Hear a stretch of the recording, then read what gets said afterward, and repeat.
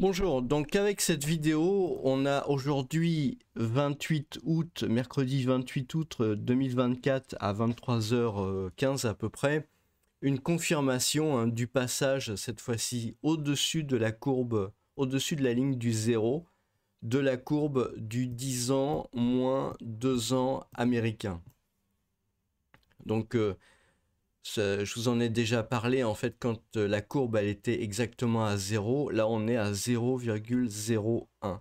Mais toujours est-il que voilà, c'est le passage au-dessus qui compte. Donc encore une fois, je vous rappelle la signification de cet indicateur qui est pris au sérieux par les gens qui s'occupent de macroéconomie, hein. Pourquoi? Parce que on voit très bien sur cette longue période que à chaque fois qu'on a eu cette remontée dans le positif, eh bien ça a été suivi dans les trimestres qui ont suivi. Alors des fois c'est quelques mois, d'autres fois c'est quelques trimestres. Eh bien une récession, et une récession qui peut être éventuellement grave puisque on a eu la crise des subprimes, hein. Il y a eu l'éclatement de la bulle internet, il y a eu la crise des débuts des années 90, et puis il y a eu bien évidemment la très grave crise des débuts, enfin fin des années 70, début des années 80, où là ça va vraiment été dramatique. Donc on a cet indicateur qui s'est matérialisé. Ça fait des années que ça n'a pas été le cas, sauf un petit glitch ici en 2019, et puis tout de suite derrière, il y a eu la pandémie. Mais voilà, ça fait à peu près 14 ans, hein, 14 ans, donc presque 15 ans en fait, que ça n'était pas arrivé. Et on voit bien que sur l'histoire, eh bien, c'est quand même très, très important, quoi. Donc, voilà, aujourd'hui, je pense que c'est une date qui va rester, hein. Le 28 août 2024, c'est le jour où le 10 ans américain moins le 2 ans américain a franchi cette fameuse barre fatidique. Et je pense que normalement, vous devriez en entendre parler sur d'autres chaînes YouTube. Normalement, il y a d'autres investisseurs, d'autres gens dont c'est un peu plus la profession que moi qui vont en discuter. Mais voilà, c'est quand même un événement très important.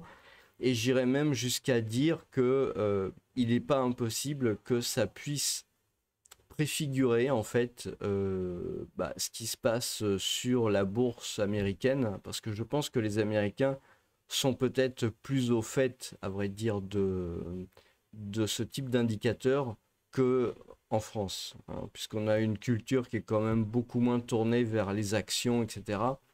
Et on voit que depuis à peu près voilà, fin juin 2024, fin juin 2024, on a commencé à remonter en fait vers le zéro, et là on vient de le franchir. Donc il n'est pas impossible que ça puisse être lié aussi à ce qu'on a vu ces derniers temps autour de la bourse. Je voudrais quand même vous rappeler un peu le contexte, hein, parce que moi je pense que c'est quand même très très important. On a ici donc le passage à peu près en 2022, hein, de la courbe sous le zéro ici. Et ce qu'il faut noter pendant toute cette période-là, eh bien, c'est que qu'on soit en Allemagne, vous voyez, à partir de, bon là c'était début 2023, mais on voit sur un site où on met les petites annonces pour trouver des emplois, on voit que il y a de moins en moins de demandes de postes, enfin de demandes d'emploi. Il y a donc de moins en moins de postes qui sont créés. C'est un peu ça que vous pouvez dire. C'est pareil aux États-Unis, hein, je veux dire, 2020, depuis 2022, on voit que la courbe, elle n'arrête pas de tomber finalement. Donc ça explique un peu les discours de Jérôme Powell, de la banque fédérale, de la Federal Reserve Bank, voilà, des États-Unis. Parce que petit à petit, on voit bien que l'économie est en train de tomber. Si on regarde l'Australie, c'est un peu pareil, hein. l'Australie, voilà, fin 2022, pareil, vous avez une chute de la demande des postes. Le Canada, vous avez aussi cette problématique, hein. Donc c'est l'intérêt en fait de cette courbe, c'est que c'est donné tous les jours, daily, et puis aussi 7 days. Donc la mise à jour se fait voilà là c'était le dernier, c'était le 20 août apparemment. Et l'observation, c'était le 16 août. Donc en fait, l'avantage par rapport aux chiffres qu'on a en France, par exemple, où c'est mis à jour tous les trimestres, alors je vous raconte pas un peu le truc, c'est que là, vous avez une vision quand même du marché du travail. Alors ça vaut ce que ça vaut, mais ça vous donne une tendance. C'est-à-dire qu'il ne faut pas venir chercher là-dessus des chiffres, comment dire, une correspondance avec des chiffres du chômage, hein. Pas du tout. Mais par contre, ce qui est intéressant, c'est de voir la tendance. Et la tendance, elle est très claire depuis 2022, c'est que le nombre de créations d'emplois arrête pas de chuter. Donc c'est quand même une bonne indication de ce qui se passe. Et je veux dire, c'est cohérent avec cette courbe-là. Parce que cette courbe-là, ici, elle veut dire que les taux d'intérêt à court terme dépassent les taux d'intérêt à long terme, hein. Et comme les banques se refinancent, enfin prêtent à long terme et se refinancent à court terme, le problème c'est que pendant cette période-là, les banques, elles ont plus de mal à faire du crédit et donc elles font moins de crédit. Donc quelque part, ça injecte moins d'argent dans l'économie. Ça injecte moins d'argent dans l'économie, il y a moins d'investissement, il y a moins de trésorerie. Donc vous voyez un peu l'idée de la machine qui se grippe pendant cette période-là. Et puis,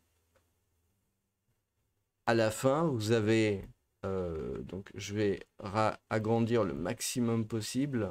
Ouais, voilà. Donc là, c'est vraiment le maximum. Voilà.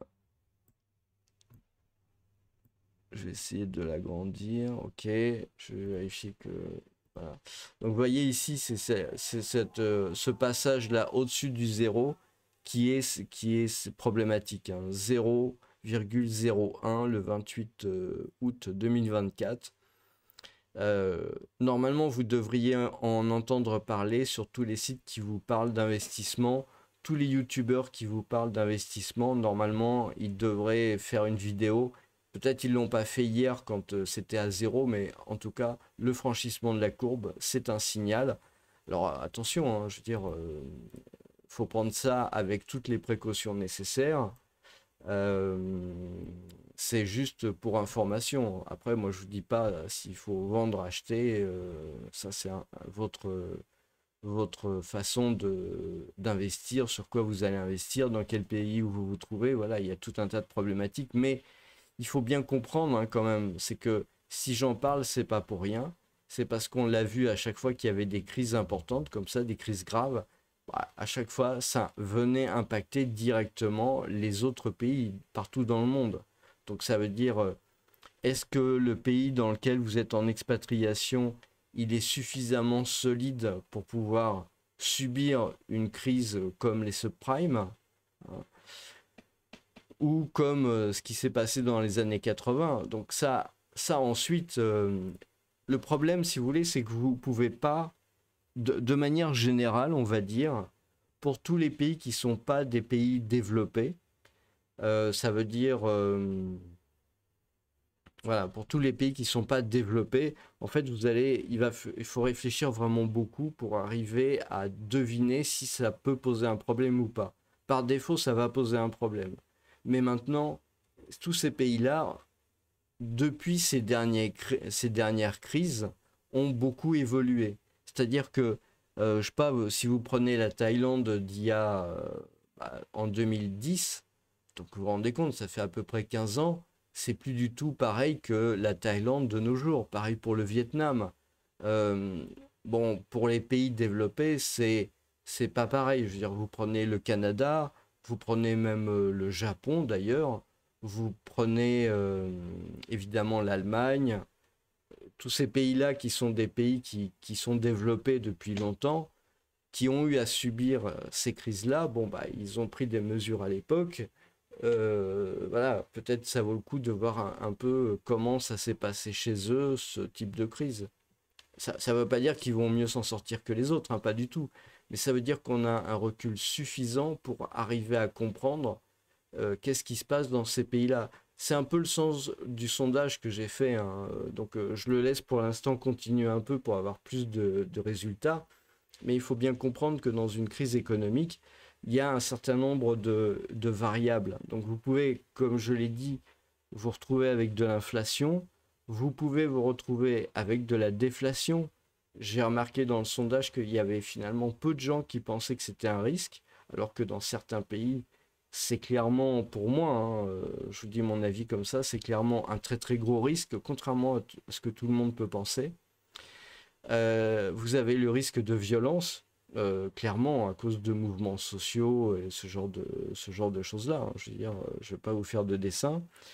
Vous avez les risques au niveau de l'infrastructure du pays, parce que ça se voit aussi, hein, je veux dire, quand vous êtes dans des pays où l'économie prend un gros choc, on voit très clairement une dégradation des capacités des infrastructures.